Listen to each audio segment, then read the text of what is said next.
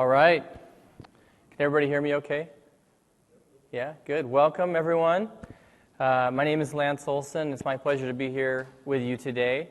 I actually, because I talk about Hadoop, I do a lot of non-Microsoft conferences, and so it's a joy to actually have adapters that plug into my Surface and all the tech lined up. There's like a Miracast, connection up here on the screen, so I'm loving it. So I want to start by just asking a couple questions here. Who here has worked with Hadoop before? Okay, that's great. And then who here has worked with Azure? All right, great. That helps me to kind of judge where I'm going to go. So I have a set of slides here that we can use to frame today's conversation. We'll talk about a few different aspects of big data and then get into Hadoop specifically. Feel free to ask questions at any time, and if I feel like we're going too far and I want to get back to something, I'll pause and we'll keep going. But my goal here is to make sure that you get the most out of this time. So please raise your hand if you have any questions, and we can drill in. And I'll hang out after the session if we need to go further on something. That's what I'm here for. So happy to do it. So we'll start by talking a bit about big data workloads and how they relate to the traditional data warehouse approach. We'll talk about the big data in the cloud, and then when to use cloud versus on-premises, and some hybrid scenarios that we see customers being very successful with. We'll spend some time on patterns and case studies for what I see my customers doing with big data. And then we'll talk about HDInsight workloads. I've got a bunch of demos as we get into the patterns and case studies and workloads portion, and so we'll mix that up with demos. I run the HDInsight business at Microsoft. I work on the big data team, and it's a blast to be a part of what's going on in this space. There's a lot of exciting work that we see our customers doing that's leading to new types of insight into how they work, anything from cancer research to if any of you have seen Joseph Sorocha's Azure ML talk, he talks about cows that have pedometers on their legs, and we call that the connected cow scenario. Better health and better production in dairy farms is what that's all about. So anything from connected cows to cancer to cars, the scenarios are all over the place, but lots of people are doing exciting things with this technology. So I want to start by talking about what I would call big data, and Hadoop I think follows a lot of the patterns that fall into what I would think of as big data versus traditional data warehousing. I want to start by really posing two different approaches for how you think about analytics, top-down versus bottom-up. The top-down model is the model we most typically use, which is we create a theory, and we from that theory we formulate hypotheses, we create observations for things we want to confirm, particular theories for how the business might behave, how our customer might behave. And then we use descriptive analytics and diagnostic analytics to help us understand what's going on. Like this would be a classical kind of a thing you'd see in an Excel chart that shows you how my numbers, what did my sales look like last week or last month. This is a very common type of analytics that we see. A different kind that I think we use less is inductive analytics, where more of a bottom-up approach. You actually start with observations of the system or of the data, and you look for patterns within that data, and then you start to formulate hypotheses which can then become theories. This is really good for understanding for predicting the future, for understanding what might happen based on correlations of the data, and also how can we make it happen? What can I actually do to achieve an outcome that I'm looking for? And this is just I want to frame these because these differences are actually underlying the difference between traditional data warehousing and big data. So if we look at the data warehousing approach today, we'll often take the the goals that we have inside of our organization, whether that's a corporation or some other kind of a government or another type of an organization, we gather requirements that we want to achieve. All right, I want to achieve these goals with my customers or these goals with my business. That turns into technical requirements for what we build. We then go and implement a data warehouse based on that. So we think about what reports we want to create, what kinds of questions we need to be able to ask of the data. We use that to factor into the schemas that we design. We look at the joins we're going to do, the indexing strategies we'll use. Then we move into a mode where we say, what data am I going to need in order to answer these questions?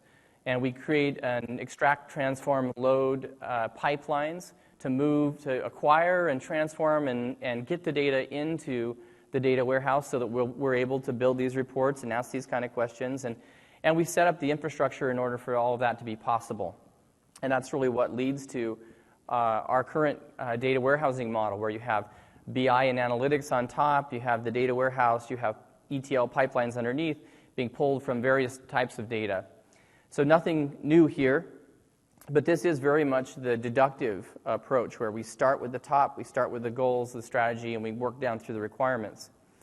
The data lake approach is very different from that.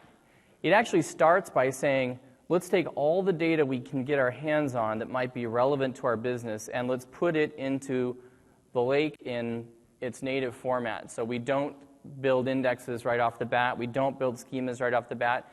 We might put data in, and we actually don't know yet what insight we're going to get out of that data, but we think that data might be relevant to our business.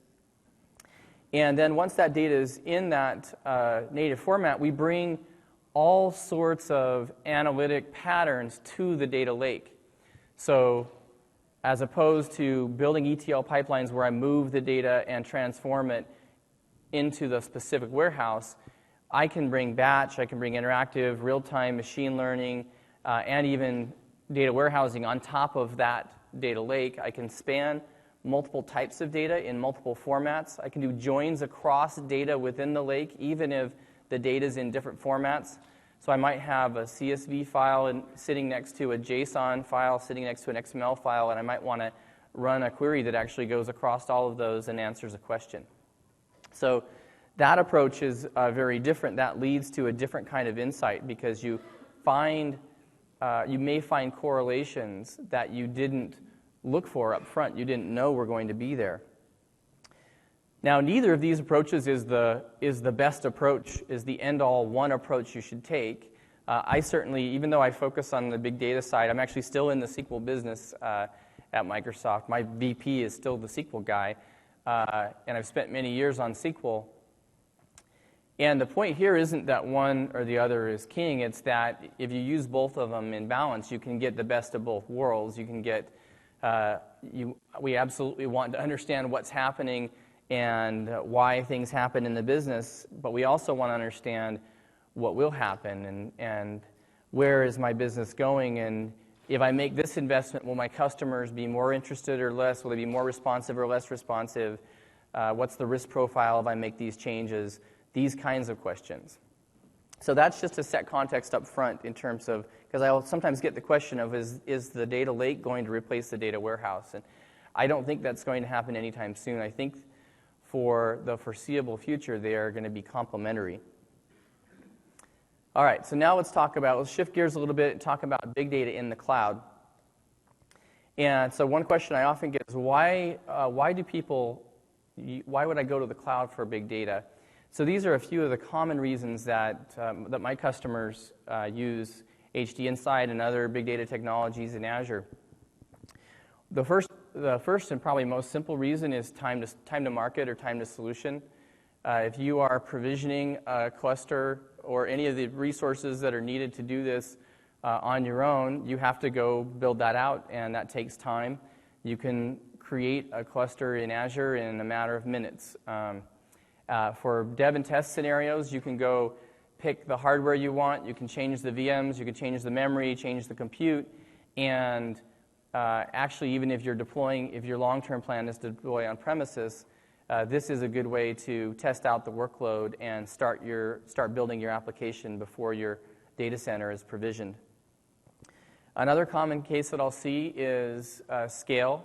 And there's one thing that we see in this data lake pattern is that once people start to get the value out of putting all the data in one place and start to be able to get correlations in their organization and out of their data, it becomes something that you want to do more of, and you want to put more data in, and you want to get more insight. And you can run out of room provisioning that hardware on your own. And so scale and the ability to scale as far as you want in terms of storage and compute is another common reason that we'll see people use the cloud. And then I'd say the last one that I'll cover here is really we can pre-configure the workloads. So we'll ask questions up front, and I'll walk you through the experience in a few minutes, where we say what kind of workload do you want to run? Is this query intensive? Is it real time? Is it operational dashboarding? And then we can pre-configure all of the components towards that particular pattern. So you just click on a few buttons and you've got a fully provisioned cluster that is pre-configured to the workload that you want to run. So really that deployment piece is another key piece for the cloud. When then I get asked, well, why Azure then? So the core things here are really, we do a lot of work. Microsoft, as you know, does a lot of work with on-prem servers. And so we're very familiar with the importance of hybrid model where it's not all or nothing in the cloud or on-prem. There are lots of cases where you might take data that's non-PII data, process that in bulk in the cloud, and then join that with PII data that you keep on your own network. And I have many customers that do that. We also, in terms of what we do in Azure, we have really to think about this is kind of a architecture diagram. So let me switch into ink mode, and I'll kind of highlight a few things. So this is the storage tier. Storage is separate from compute. So think of that as storage, and then this layer up here is compute. And then I've got compute kind of divided into two spots. This side over here is this is IaaS, it's VMs, so we do work with other big data vendors in the space to make it so that anything any workload that you want to run on any platform, you can run that in Azure on IaaS. Because storage is separate from compute, you can actually mix and match your storage capabilities on top of your data lake, basically. So you can put your compute capabilities on top of your store. So you can put the data in whatever format you want to put it into storage, and then you can pick VMs if you want to run particular workloads in VMs. I find, and then on this other side here these are the PaaS, some of the PaaS services that we have. I find that people tend to prefer the PaaS layers whenever they can because we do more work on your behalf in the PaaS layers, but you can mix and match and go as far as you want. Azure ML is one. This isn't an exhaustive list, but these are some of the common services, PaaS services that I see customers using in the solutions that they build on our stack. Azure Machine Learning, Azure Search to be able to index any of the data that you've got and bring that into an index search experience into your application. The Data Factory is an orchestration layer that enables you to schedule jobs that move data from on-prem to the cloud and within services. Event Hubs and Stream Analytics work together as a queuing system and an event processing system. Then, of course, there's SQLDB, and DocumentDB is a NoSQL database as a service, and then you have HDInsight, which is Hadoop as a service. That's where we'll be spending most of our time today. All right, so HDInsight. So HDInsight it's our cloud Hadoop offering as a service. It's based on the Apache Hadoop builds. We partner with Hortonworks to deliver the HDP bits in Azure. One of the key differences is in addition to running those bits, we actually instrument the applications that run inside of them. So each of the workloads that I'll talk about here, things like Hive and Storm, we instrument them, and we have telemetry that actually tracks the health of them, so that if any of them fails at any point in time, my phone goes off, people on my team get up and start running around, and we work until it's fixed. And That's a 24/7, 3 nines guarantee in terms of uptime and availability on the cluster. If we need to, we work with Hortonworks to make changes back into Hadoop in order to fix whatever issue might be causing your downtime. And we can turn any changes even down into the core of Hadoop around in less than a day and get the clusters patched. So that's a key difference between running your own Hadoop deployments on VMs versus using HDInsight. It's important to us to always put the code back into Apache, back into Hadoop, because I don't want the code that you run on my service to be incompatible with the code that you might run on any other Hadoop distribution that you use. I want that whole ecosystem and all of those libraries to be something you can take advantage of in my service without having to change any code. And that's really why we stick with the open source. We want the ecosystem. We tend to track. Another question I often get is, well, how close is HDInsight to what I would get if I just went out and picked up the latest builds? We tend to track by about 4 to 6 weeks. So whenever a build comes out from Hortonworks, we'll have that up in HDInsight. We're actually trending towards, we're working towards simultaneous ship on cloud and on premises, so that anytime you get a Hortonworks build, you'll have an HDInsight build. So it just becomes a deployment option. Do you want to run in the cloud managed, in the cloud on VMs, or on-prem on your own clusters? It's up to you. Let's see. You can get up and running in minutes. We deploy all of the VMs, all the nodes that we deploy, we do it simultaneously. So whether you are deploying a 4-node cluster or a 400-node cluster, it takes about the same amount of time. It's about 10 to 15 minutes. And then we've done work to integrate .NET and Java into the tools. I'll walk you through some of the tooling today, but we've actually done work to pull Storm and Hive into Visual Studio, so you can use those tools now to author and submit jobs and interact with Hadoop, all from VS. And of course, we integrate in with Power BI and other BI tools. All right, we launched this service about 16 months ago, and we've spent the time since then rolling out Hadoop in every region, such that as of, actually last week we rolled out in Brazil, so as of last week, everywhere that you can get Azure, every public Azure region has HDInsight in it as well. What this means for most people is a couple things. If you target your business to particular geos and you want flexibility, you have the same exact infrastructure running anywhere. So your big data workload, you can process any of these regions, and it just becomes a deployment choice for you, and you can put it close to wherever your business goes. Another aspect is for IoT scenarios. If you have a data gathering problem that's part of the architecture, the solution you're building, then you can have public infrastructure ready for you, ready to go to be able to collect the data that is being generated off of, whether it's coming off of sensors or cars or cows, wherever it's coming from.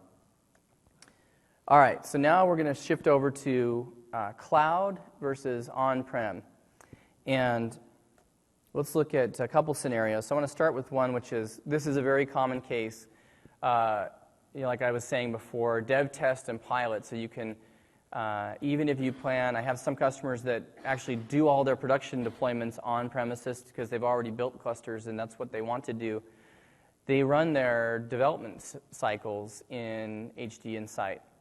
And they do that because if they decide they want to start on a project today, they can begin development at the same time, and they can tune it and optimize it.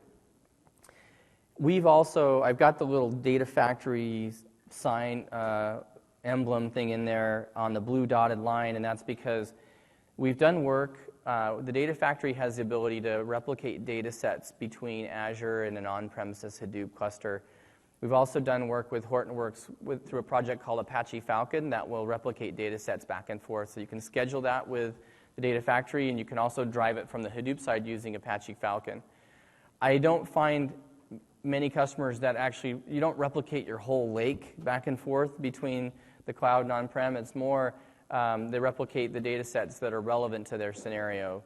So I'll talk about another scenario here, which is IoT is a common case where sensor data is born in distributed fashion, so it makes a lot of sense. And sensor data doesn't typically have sensitive information with it. It's usually got just like an ID that you might correlate back to a customer or a product or something else in your business.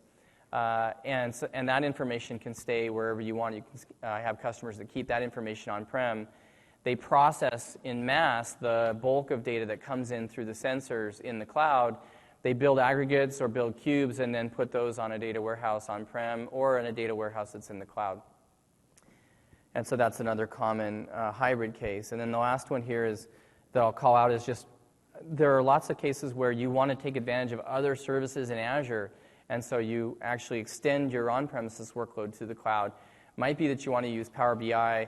Now, there certainly are ways for Power BI to reach on-prem as well, and so you don't have to move all your data there. But if you're taking advantage of enough of the services, it kind of becomes a question of where do you want the core of your data? Because if all the services are hitting that data, it's probably better to have the data in the cloud. And once again, you can do strategies around if you have, it's not an all or nothing thing, so you can control which data sets you move, which ones you don't, which parts of the data sets you move. You can have a key that basically keeps all of the, if there's any information that you've got that you maybe have region sensibility, like it can't leave a certain geography, or you actually just want it on your network, you can do that with a key and still have a lot of the processing happen in the cloud. All right, so that leads me to use cases. So this is, I want to actually thank Sean Connolly from Hortonworks, because he came up with a great list that he and I worked on for this list, and give him credit for this. He did the work for this slide. These are common scenarios that we see in the Hadoop space, and then it's kind of looking at each one and saying, well, now, would you put this on the cloud, or would you put this on your own network? And so down here is your own network. Up there is the cloud. So Active Archive is a common case we see. This is, imagine that you have a requirement that you actually, maybe for compliance purposes, you need to keep X number of years of data. You don't always use that data. Maybe you only use it once a week or once a month for queries. It's kind of expensive to keep that amount of data in your data warehouse.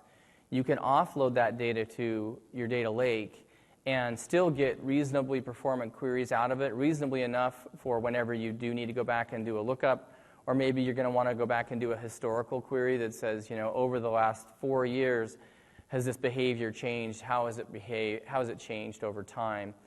Those kinds of queries. So that's what we call this Active Archive, an archive that you can still access. So that one, actually, it's if the data that you're archiving is all born on premises, then it might make more sense to put that in an on-premises cluster.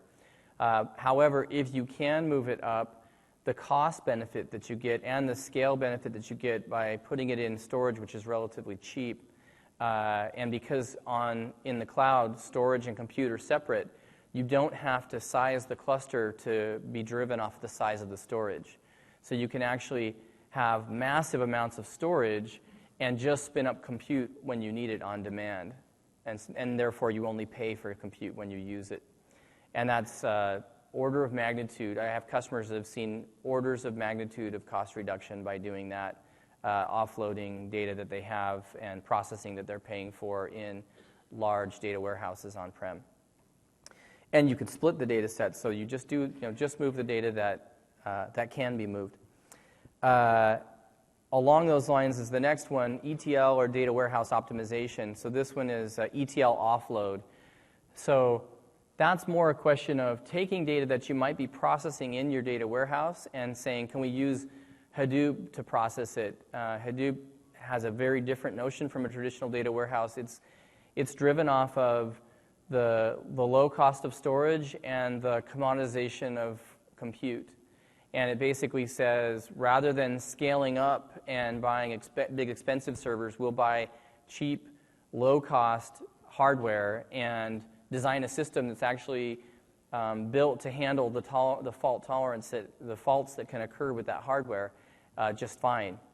And that gives you a far lower price point for batch processing. We'll talk about some of the wins we've seen on that, but it's pretty staggering the cost difference you can get by offloading ETL to Hadoop. So smart meters, that's a great distributed case. The data is born in a distributed way, so that one can make a lot of sense as a cloud-based workload. Data coming off of sensors, like I said, doesn't tend to be super restricted in terms of the personally identifiable information that's in that data. Usually the account information is still kept on-prem. And so that's a great scenario for the cloud. Single view of a customer, this one really depends. So this is a common Hadoop case. It's really one where you want to pull into the data lake all the information that you have about the customer and then be able to run queries that join customer behavior with customer demographics and other aspects of the customer profile. This one is kind of split. It really depends on where your customer data is born. If you have an application that's a web-based or a cloud-based application, then it's kind of a no-brainer. It goes in the cloud. If not, then it's more likely that it's an on-premises solution that you'll want. Let's see. New data for product management is similar. That scenario is really being able to do what-ifs about new product investments that you might make. And so it could be combinations of public data, weather data is a common one, or maybe public market information or other public standard information that you're working with, and then looking at that data to say what if I combine that with my customer trends, and can I gain new insights or find new opportunities, new correlations? That one really depends on where your customer data is coming from. That one may be more likely to be an on-premises solution. Vehicle data for transportation and logistics. So one of the examples I've used for this one is we've been working with Toyota for starting this later on this year. Any new Lexus that you buy has telemetry that's going through HDInsight. And so if you're driving down the road and you get a check engine light that comes on because you left your gas lid not all the way closed, instead, like what do you have to do today? Well, you have to be annoyed by this light for a little while until you actually get around to going to some place, and then you pay $80 for somebody to plug a little connector into your car and tell you didn't put your gas lid on tight enough, right? Has anyone had that experience? That's a lot of fun, isn't it? Yeah, I love that one. So what will happen with Lexus is within a few seconds of when that light goes off, you'll actually get a text that says, you didn't put your gas cap all the way on. That's why your light just went off. And basically, they have sensors that are driven off of all the events that happen in the car. They might also say, by the way, let's say you ran over a really bad pothole a week before and you did some minor damage to your car. Not bad enough that you would know it or see an issue, but bad enough that it's impacting the performance of your car. They might also say, oh, by the way, we noticed there's an issue with this part of your car. It's covered under warranty if you want to schedule a time. If you've opted into being contacted by them, then they could actually notify you and say, click here if you'd like to schedule an appointment. That's not a fictitious scenario. It's actually one that's working in the system today and will be in the market later on this year going through this system. So that's a pretty straightforward one for cloud-based, cloud-borne data. And then conversely, vehicle data for insurance. You may have risk data, you may have customer information that you're joining in to figure out insurance profiles if you're in the insurance business and or a related business. So there you might actually say, I want to keep all that data local. Any questions about that? I know I've been going through a lot of stuff, so I want to pause for a minute. All right, great. Don't hesitate. Oh, yeah, go ahead.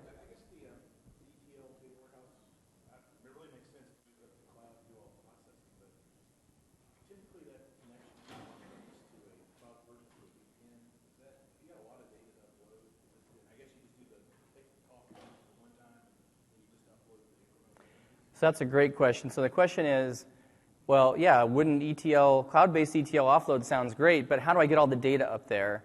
And I have a case study that we'll talk about in a minute or two that hits that exact scenario. So let's walk through that one. But essentially, it's similar to what you said around what I see most frequently is people will do a bulk load up front, and then they will do incremental loads as they go. They'll get into a production model where they're just refreshing on whatever interval, maybe weekly, maybe daily.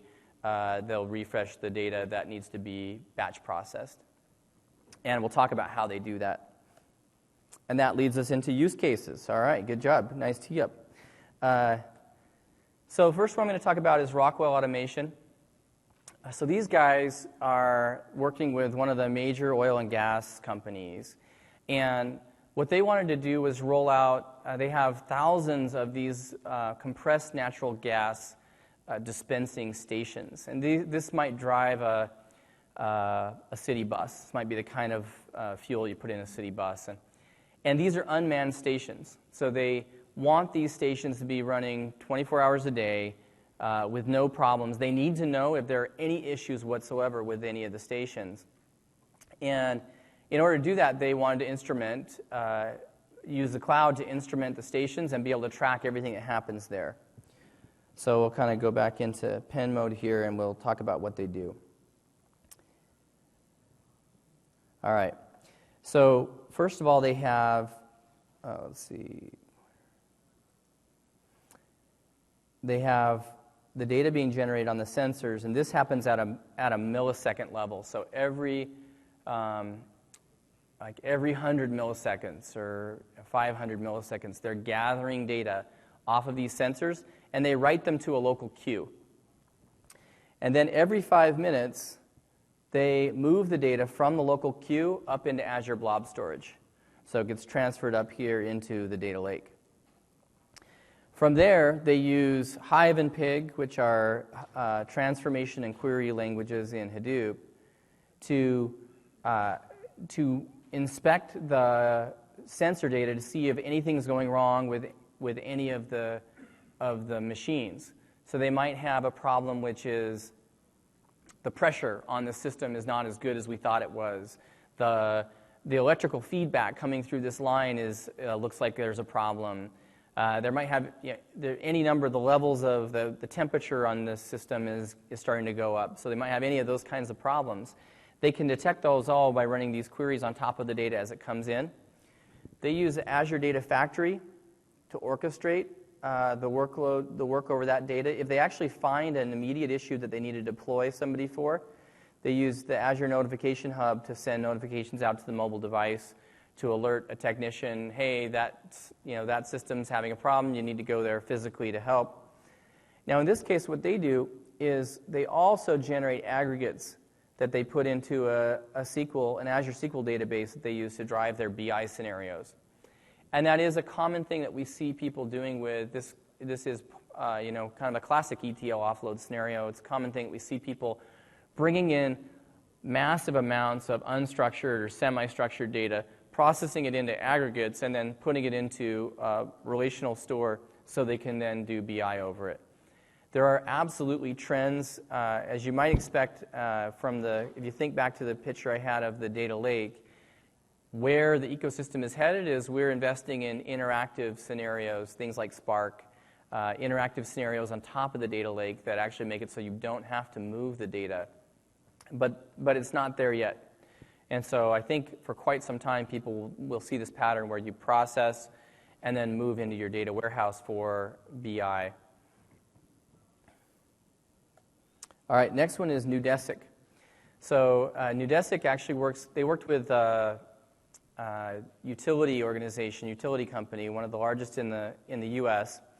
And these guys deploy smart meters for power. So these meters are connected to power feeds coming out of residences.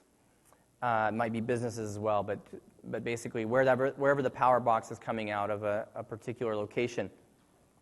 And what they wanted to do is they wanted to know, so they gathered the data every 15 minutes off of these power meters, and they're looking for interruptions in the supply. So they're also looking for information that will tell them about the demand and help them to manage the power grid.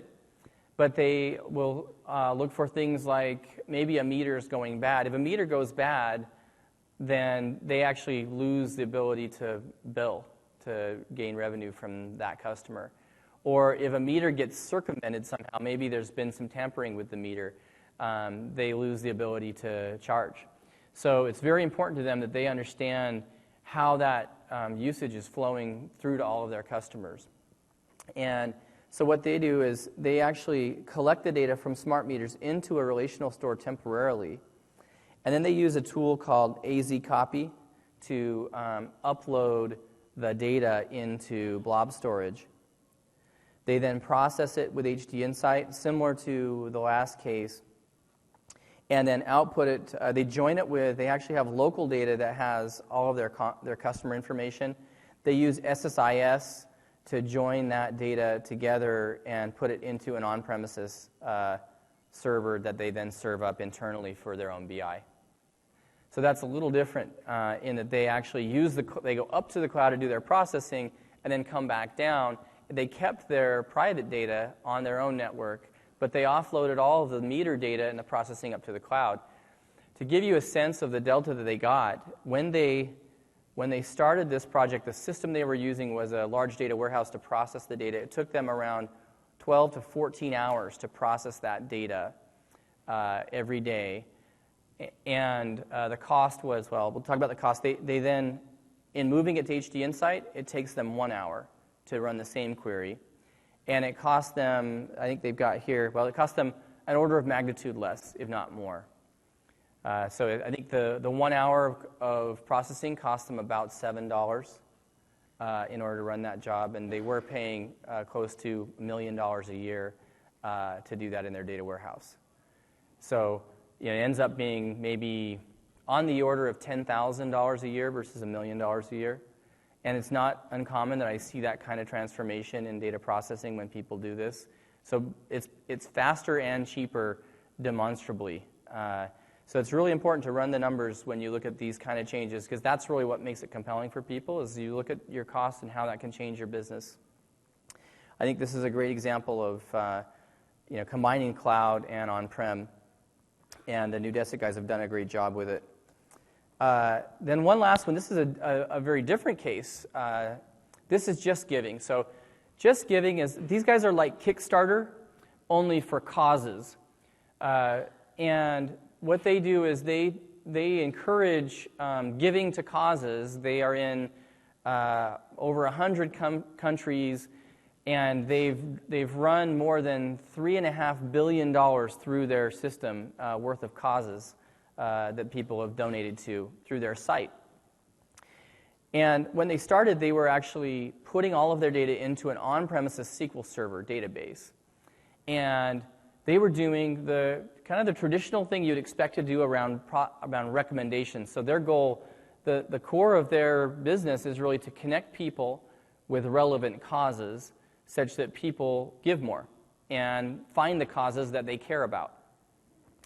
And what they did is they came up with a hypothesis, which was if we could get our customers' permission to connect to their social graph, we could actually build what they coin a give graph. They could build a graph of the giving activity overlaid on top of their understanding of the social graph of all of their customers. And that means that if your friend gave to a particular organization, you might be more interested in giving to that organization as well.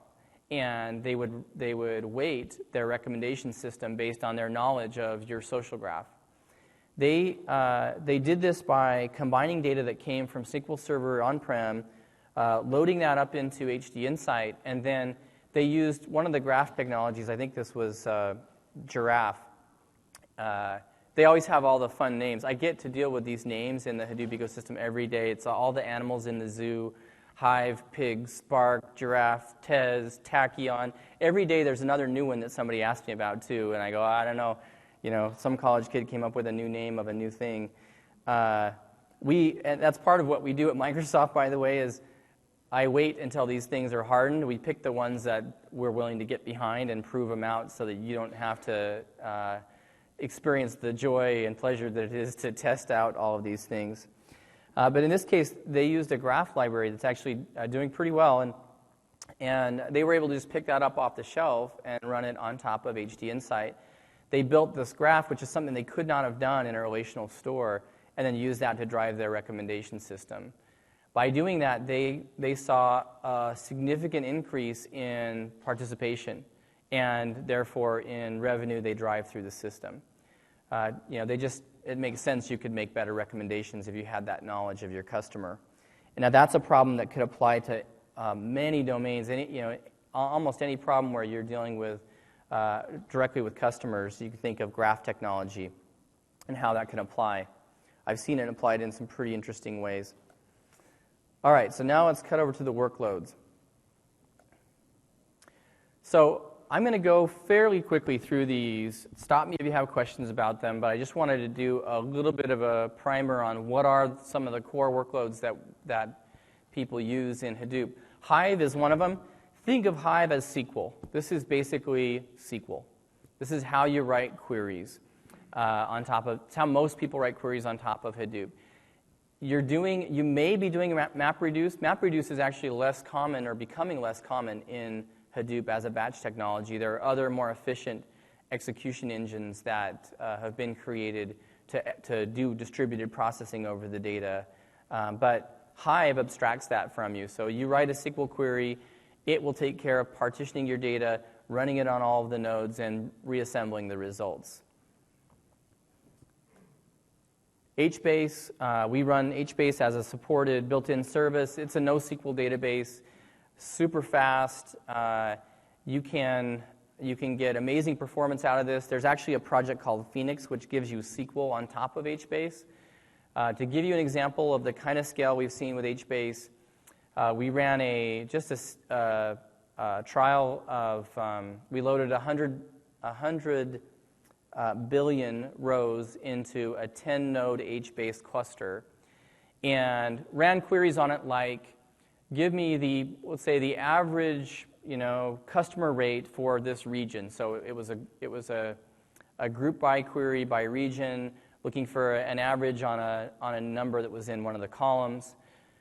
Over 100 billion rows, 10-node cluster, that's 4 cores per node, 32 cents per core hour. So you could do the math. Cold, it was 2.5 seconds, and warm, it was 250 milliseconds. 100 billion rows. So the scale is pretty amazing. With HBase, you can do primary and secondary key partitions. That was the magic to that lookup. Was how do you even read that much data? Well, you're not, because you have the right partitioning or the right keys on top. You can add those indexes anytime you want with Phoenix, and that's another thing that's different from it's where the data lake concept really comes into play, because it's relying on the brute force of the distributed computation rather than an optimized index that you get in a traditional database. And that's where we get the flexibility that comes with this approach. Storm. All right, so Storm is streaming analytics for near real-time processing. This came from Twitter. You basically will go into this mode here. Oh, I think I'm already in it. All right, great. So you might have data that comes in off of devices, off of sensors, off of whatever you've got that's reading that data. You'll collect it. We have built-in connections for event hubs. You can also run things like Kafka as another common service that people will run in order to reliably queue up the events as they come in. And then you can use Storm or Azure Stream Analytics to process those events as they come through. Stream Analytics is higher level. It's simpler to use. Storm is lower level. It has a broader ecosystem because it's an open source component. But there's additional complexity, and it's higher throughput. So it kind of it comes down to scale and control versus simplicity and productivity. And then often people will put the data, you might put it into HBase so you can do lookups if you've got a dashboard. you think back to the scenario that we talked about with Rockwell, where they were bringing data off of the liquefied natural gas dispensers. They might run that, today they were doing that all in batch, but it's common for people to start with batch, and then as they learn exactly what they want to track and they want to do more real-time reaction to failure, they'll start to deploy technologies like Storm. And you can do these things together. That comes back to that data lake notion. You can mix and match the workloads. And it's very common that you start with batch, you learn from batch. You also can create Azure models or create machine learning models from batch. So you can use models that you can say, over the last 6 months, how many failures have I had? Could I train a model that will show me why I had the failures? What were the indicators that if I could have seen those indicators, I could have predicted the failures. And then they'll put that trained model into Storm. And they'll say, all right, now, as soon as this event comes through, run a prediction and tell me of what the likelihood is that this is going to result in a failure. And they'll iterate on that process. And then a couple things to call out. We support Linux and Windows, so you can deploy. It's a deployment choice when you go to deploy Hadoop. Hadoop is a mostly Linux-based ecosystem, and so it was important for us to be able to do that so that people who are taking other libraries from that ecosystem can do so seamlessly. We still, of course, support Windows, and you've got full .NET support there. Hopefully, over time, as we get the .NET work going more and more on Linux, we'll bring that in on the Linux side as well. And then this is kind of the second to last kind of key point, and we'll go into demo mode, is we've really focused on making Hadoop easier. So we'll look at the VS integration, but making it more familiar, making it simpler for people to work with. The last piece I want to talk about here is the data lake. So we announced this last week at Ignite, or at Build. They're blurred together in my brain right now. So the data lake is basically a giant, it's a hyperscale repository that's designed for big data workloads. And to give you a specific example of what that means, today in HDInsight on top of blob storage, if you have enough data, we actually throttle the reads and writes in blob storage. A small portion of my customers run at the scale that they run into this, but you can. And in order to work around it, they partition across multiple blob storage accounts. And that's how you can still get the throughput, but then you have to do the partitioning. So what the Azure Data Lake does is it takes care of this for you. You can have a single file that's up to a petabyte in size, and you can have unlimited amounts of data in the data lake. You can control the IOPS, and you can control the throughput on the data that you read and write into the system. It supports web HDFS, so it works with Hadoop components. Everything you do in HDInsight can run right on top of it. And then it connects to your Active Directory and gives you full ACLing, full security over files and folders at big data scale. So really excited about that. It's in private preview mode. If you are interested, you can go to the URL that's listed on the slide and you can try it out. All right, I'm going to switch now into demo mode, and let's look at a few things here. So the first thing I want to do is actually just log in. And I feel kind of antiquated because we haven't completed our move over to the new portal yet. So here you have to see the old portal. I'll apologize for that. I know everyone's been looking at fancy new user interfaces, right? And I should have signed in earlier, but we'll go ahead and sign in with my smart card.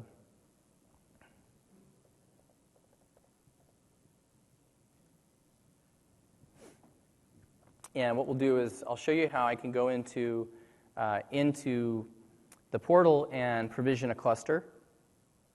And then we'll talk about what it takes to use the cluster. So you'd want to decide up front, what do I want to use this cluster for? Is it streaming? Is it Storm? Is it HBase? Is it something else? So here's my portal. You can see the various services. If I click on HDInsight, I can see the clusters listed here.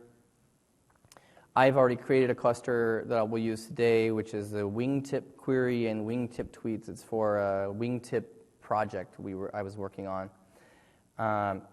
But just to show you what it looks like to create a new one, I can come in here and I can say, create a new data services, HDInsight. I can pre-pick HBase or Storm or any other workload. If I pick something like Hadoop, that just means give me a generic cluster. I could say Lanso Ignite. We have defaults on the size of nodes to start with. It goes up to 32.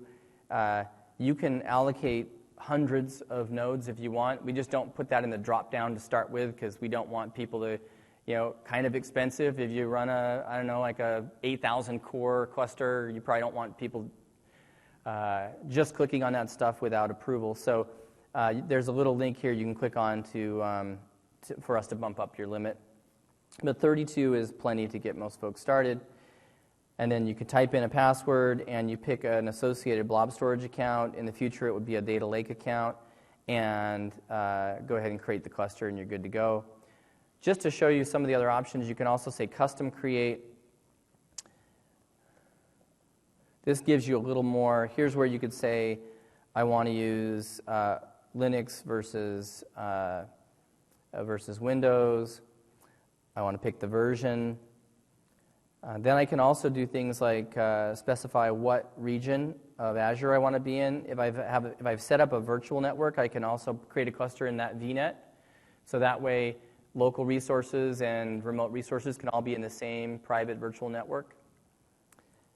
I can also specify, maybe I want 16 core machine.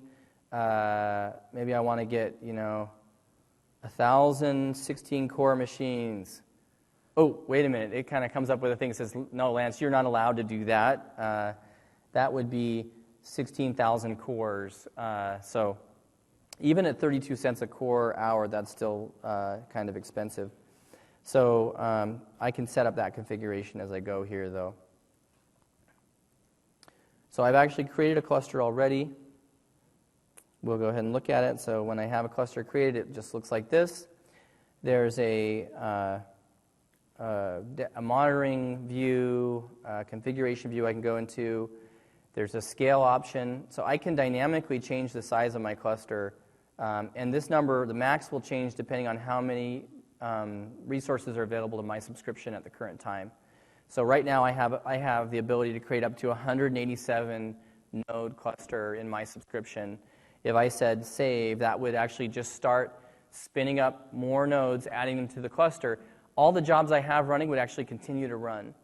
It's because of the way Hadoop is created, it's built for hardware to come and go, so you can just add hardware, and the scheduler will, as soon as that hardware spins up, it will start pushing work out to those nodes.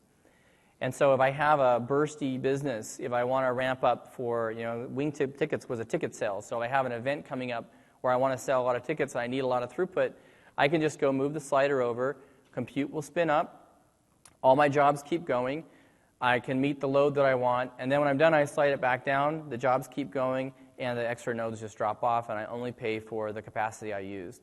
I can be dynamic about that. I don't have to just control it through the UI. There's an API to do this, so I can do it all through automation. We've looked at cases where people have automation that looks at the utilization of their clusters and then dials the capacity up within a particular range and then down within a particular range based on your utilization. But that kind of gives you an idea as to the type of scale that you get. We ran a 100-node cluster with Storm just to see what kind of benchmarks we could get on the event processing side. And we stopped at around 1.5 million messages per second with 100 nodes. And we have customers in HDInsight running over 1,200 nodes in their clusters. And so we could have gone far higher in terms of throughput for events. So I haven't yet seen an event processing requirement that we couldn't scale to in this system. There are more things in here. Let me hit discard on that. Don't want to commit any of those changes. There's also a button in here called the Query Console that you can connect to. We put this in order to give people an easier way to learn Hadoop. So here you can go in and say, we have solutions you can build with your own data, or we provision sample data into your cluster. And so if I click on this sensor log analysis solution, it walks me through the steps I would need to go through in order to load some sensor data that's already in my account. It would show me what queries I would create in order to query that data. I could actually go in and execute the query. So if I say submit here, it's actually going to run that query on the cluster. And then it also will show me, here we'll see it queue up in a minute. There we go. So there's the job started. It will also show me how to pull that data into Excel and how to visualize it. So you can see how to connect it up to Power View, how to connect up to Power BI, and view the results. And you can do that with sample data that's provisioned. You can also do it with your own data. So I'm going to shift now, and I'm going to run Fabricam trucks. This is an app. It's a Windows app, so this interface you'll see is a Windows application. Everything in this app is real. It's running on a real cluster with real streaming, real machine learning. The only thing that's fake on this is the trucks are not actually on the road. So we're not going to mess up any trucks in this demonstration. There's basically some code sitting on the front end of the Azure Event Hub system that's generating simulated events and feeding them in. So this is a dashboard view of a trucking system. It lets me see things like what's the status of my fleet, how many people are in transit today. I was trying to slide on the main monitor, and it looks like that's not a touch monitor. I'm clearly messed up by the touch screens from the Surface. All right, so I can slide over. I can look at the alerts. I can look at whether there's any social data or weather data that might be relevant. I can actually overlay weather data on top of my trucking to see what's going on. I can drill in, so if I click on a particular truck, I can drill in and see a view of the truck. So these are the sensors that are actually on the truck. And I can come over, I'll start by coming over here and showing you, here you can see the readings. So this is the real-time data coming in through Storm into the system for the truck. And you know, it's kind of funny, like sometimes I think this driver might be kind of an erratic driver because it's like they jam on the gas, then it comes off, the RPMs goes up and down really wildly. Either that or else whoever wrote the random algorithm to generate the numbers maybe didn't put them all together. But fuel pressure, so I can see basically how fast they're going, what the temperatures are. I can look at things like, I can actually see the telemetry for the points that are coming in, the GPS coordinates that are coming in off of the stream for where the truck's at. I can look at how long, the driver report, so this is really integrated with data that might be coming out of my structured store. How many tickets have they had? How many times do they, what's my rating for that driver? If I come back over to this view, I can look at specific sensors. So if I look at this orange tire, I can see it looks like the PSI on that's starting to go down. These ones all look good. I can look at the temperature of the overall system, and I can see that it looks like there might be a problem because it looks like my fan may have failed. You can see the fan speed dropped way down, and the temperature starting to go above the threshold. And I can see, I also know I have sensors inside of each of my each of the freight items that I have in the truck. So I can look at the fish looks like it's in trouble. So if I click on the fish, I can actually drill in and say, all right, what's going on with that? Now here's where we actually use machine learning. So that current temperature graph is actually a result of a trained machine learning model we've created. And what that does is, imagine that the temperature went from 20 to, I think this is Celsius, oh no, it's Fahrenheit, it says, imagine it went from 20 to 50 immediately. Well, then maybe it's more likely that the sensor failed if that happened, or somebody the truck blew up, in which case you're going to stop getting data, right? So one of those two things happened.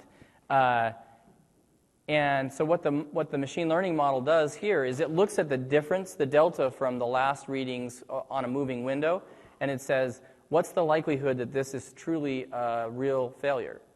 And in this case, it judged this particular issue to be a critical issue, and that's why it's marked here. And so I can come back in this system, and I can say, I want to create a ticket, and I want to divert the driver. I'm going to locate the nearest depot, and I'm going to alert that depot that it's happening, and I want to go ahead and confirm and notify the driver. And when I click on that, it will actually pick a new route for the driver. It will send the driver a notification and alert them, task them to the new station. And then once the driver, we actually have a mobile app that comes with this app. Once the driver accepts the rerouting, then I'll get notified back, yeah, they're going to the new location, the new depot knows they're coming, and so they can get their food into cold storage before it goes bad. So I know I talked a lot about tech before that, but this is an attempt to really show what a system looks like when it's running on top of this tech. And it's really about having a more dynamic, more real-time view of in this case, your operations, whether it's a truck or refrigerators in a store or pedometers, Fitbits on a cow. It doesn't really matter. You can actually take the same patterns. You can apply the same thing. Like we've been able to drive. We found something like 10 different illnesses that we can predict with high accuracy on cattle based on the way they walk. Bessie's got a cold. She's stutter stepping again. I don't know, something like that. But you can actually figure those things out just based on those patterns. And so once you start to connect things up in a system like this, the insight you can get in terms of optimizing your business is pretty big. All right, any questions about Fabricam Freight before I move to Visual Studio? Yeah? Is the demo available? So I want to make it available. It's not yet, but if you send me an email, I will get it to you. My address is Lanso at Microsoft. Yeah, anybody's welcome to use this. The only trick is, the reason it's not easily available is we have to get the script that creates the cluster on the back end that has all these pieces working, right? So it takes a little work, but so the front end part is easy. All right, so now I'm going to go into Visual Studio, and I want to show you just a few other things we've done in the VS that will hopefully help to kind of land this. And I can make that text bigger. Are you able to read that? Probably not from the back, huh? Let me make it a little larger. I want to show you just a few examples here of how this really works. So we've added HDInsight support into Azure so that if you pick up the Azure SDK, you'll see, if you have any clusters in HDInsight, you'll see them here. So I can go down to wingtip query. I can expand that. I can see, we talked about Hive. So Hive is where I would create my schemas. And then what we've made it look like is a relational store. So the experience for you inside of Visual Studio won't be much different with Hadoop than it is with SQL. So you'll see your tables. You can look at the schema on your tables. You can right-click on a table and you can say, show me the top 100 rows. You could change that to be some other number if you wanted to. This can happen over arbitrarily large number of amounts of data, so it takes a little longer. While that's doing that, I can also come in and we've done work to make it so that I can get IntelliSense when I author. So if I said something like select star from building limit 50. So that would get the first 50 rows from the building file. Now in this case, that file could be any shape, any size, any format. And what I've done to pull that in is the way that I define the schematized view over the data is, this is a good example of it right here. So this file that I've got up is actually a little app I wrote to process the log files for wingtip logs. So this is coming out of the search logs from Azure Search. So what I did is, I know that this is I have a text file sitting in this wingtip logs directory, and it's delimited in this case by a comma. And so what I do is I use a create table command. I specify the schema that I want to use, and then I say stored as a text file in this location, and that's a URL pointing to blob storage. If you're using the data lake, we'll just have a different, there'll be a different scheme on the front of that URL, otherwise it would be the same. And so that's how when we say, Because sometimes it seems kind of magic when we're talking about, ooh, it's all this data lake stuff, and you can mix and match. And really what you're doing is you're just adding schema when you need it on top of the data. And so you can, if the data has no structure to it, has very little, then it might just be one column and every item in there is string or binary. Usually, though, the data is more like JSON data or XML or some kind of text format. And so you have some kind of way to delimit it. But once I've done this schema overlay, then I can do joins. Like I could do two tables, one in CSV and one in XML, and do a join across it. And if it wasn't going fast enough, I could just go in and move the slider to the right as far as I wanted, and it would just go faster and faster as long as the work I've got is parallelizable. So that's how Hive works. And that's pretty cool stuff. I mean, oh, and this is the result back from that top 100 rows. You can see this is a small table. So it just looks like structured data at that point. And that's really what we're trying to do, is make it so it feels familiar. You're not in the world of all the animals in the zoo of Hadoop. So let me show you one other case, and that is we're going to play around with Storm a little bit. So one of the things we've done, let me just show you. If I wanted to submit that query, let me come back over to this previous file. I could actually just take a query, I could pick the cluster I want to submit it to, and I could say submit here, and that would actually go ahead and put the job into Hadoop. So that's how you run the query. It's batch, it's not interactive today. It will be over time, it will become interactive. I think in the next year, next year at this time I'll be showing you things that happen in a few seconds. That's where we're headed with this technology. But there I've submitted that job, and then when it completes, I'll see the output, any logs that are associated with it, and I can look at the query that I ran. So all that's integrated into Visual Studio. Now we'll go back and we'll look at a Storm cluster I created, which is wingtip tweets. So Storm has a notion called a topology, which is really, it's the set of nodes that you want events to flow through. So we've added a built-in Twitter project, just because Twitter is an easy way to learn streaming. So if I search for this project here,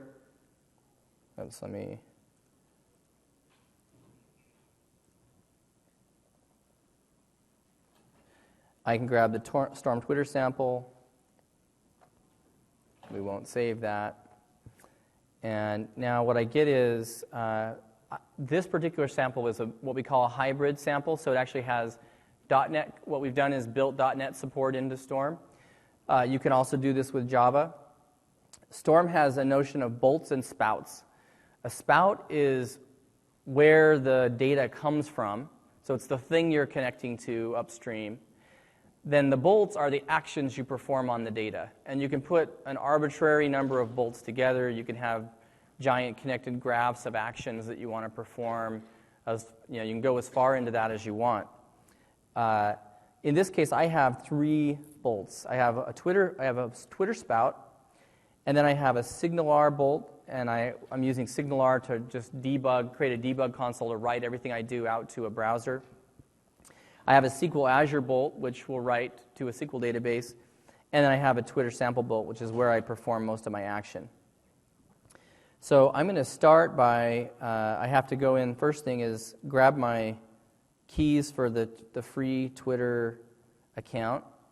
This is just the Twitter developer account. Anybody can go create one, and I'll paste those in. I'll also paste in my connection string and my website URL for SignalR. I've got that page already loaded. That's this page here. And it just has a little thing there that shows me tweets that get sent along. Then I'll go into my spout, and I will connect up. This is where I tell Twitter what I want to listen for. So let's listen for Chicago. And I'll save that. And now I go into my bolt. And this is where I can put any logic I want about the tweet. So let's say that I wanted to, I can write whatever code I want here. It's C#. I can write whatever business logic matters to me. I can make calls out to anything else. So if I said, let's start by saying, if the tweet dot language equals English, then we'll go ahead and we'll display the tweet. I might also, I do these demos every once in a while, and one of the downsides of demoing with Twitter is you never know what you're going to get, right? So it's a perfect opportunity for me to show how I can write a sanitization function.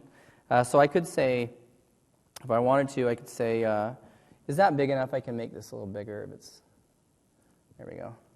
I could say public string clean my tweet. And we'll make that take a string. And we'll do a really simple thing. String cleaned tweet. And let's imagine that that dog is a dirty word, and I want to replace it with cat anytime I see it. So I'm going to say cleaned tweet equals tweet dot to lower, because I don't want casing to get in my way, dot replace. And then I want to replace dog with cat. And now I'm going to return cleaned tweet. And now I'm going to come down here, and just before we display that tweet, I'm going to say clean.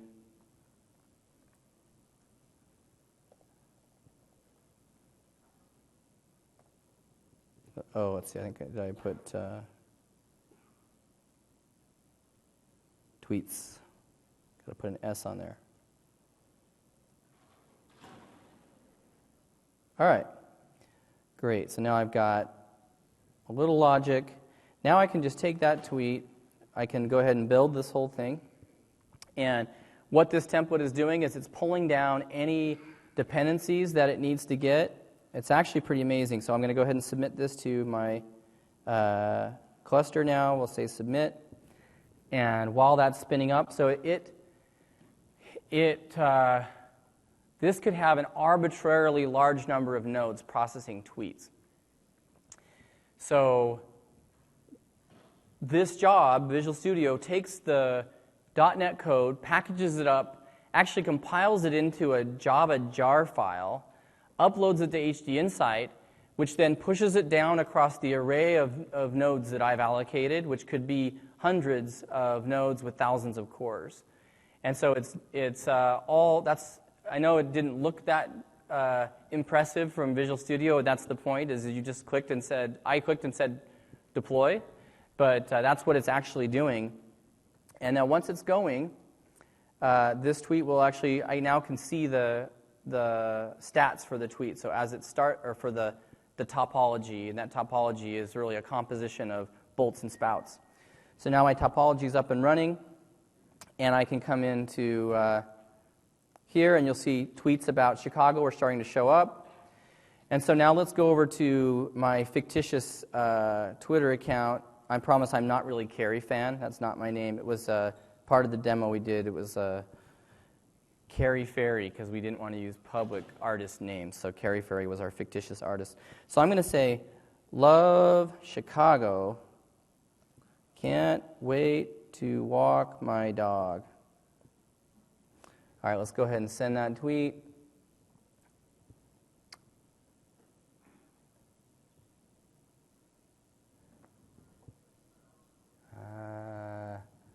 Now I have some delay logic. Let's see. Let me try it one more time.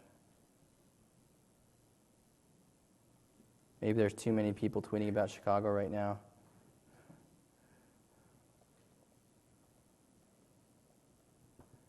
Did I say Chicago with a capital C?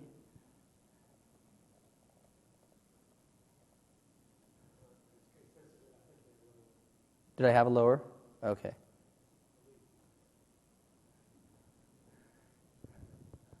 I'm not sure if it's in there or not. All right, I'm not gonna wait to track it, because I have a timer going on the logic displays thing, so it might not catch some of them if there are too many tweets coming in. But it would have replaced my dog with my cat. Ha ha. All right. So that's a quick view of Storm. I want to just wrap up now with a call to action. So there's a lot you can do with this stuff. This technology is changing the landscape for how people process data, for how businesses work. I believe over the next several years we will see big shifts in the amount of insight people are able to get. You hopefully are able to get out of your business, out of your customers, out of your organization, the way you do things by applying some of these techniques. Here's some pointers for things I'd encourage you to go check out. You can get a free HDInsight trial. Try out the Azure Data Lake. It's designed for these big data workloads. And with that, I'll be available afterwards if there are any questions. Thank you very much, and have a good rest of the conference.